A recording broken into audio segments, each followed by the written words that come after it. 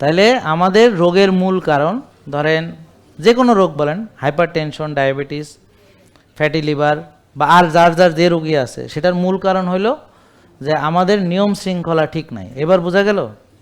এখন এইটা scientifically prove করার জন্যে আমরা কোষে জায়গা আছে কিনা আমরা হোমা আইআর পরীক্ষা করলে, ইনসুলিন রেজিস্ট্যান্স দেখলে আমরা একটা ইনফরমেশন পেলাম যে ওর কোষের ভিতরে অতিরিক্ত চর্বি জমে গেছে।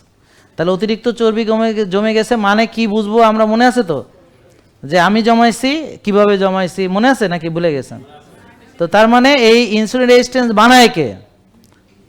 ধরেন আমারটা আপনি বানান না আপনারটা পাশের লোকে বানায়? কে বানায়? তাহলে আপনি বানাইছেন যে জিনিস, নিজে বানাইছেন যেটা, হ্যাঁ, মানে কোষ ভরাইছেন, মানে কোষ ভরাট করছে কে? নিজেরটা নাকি আরেকজন এসে করে দিয়েছে?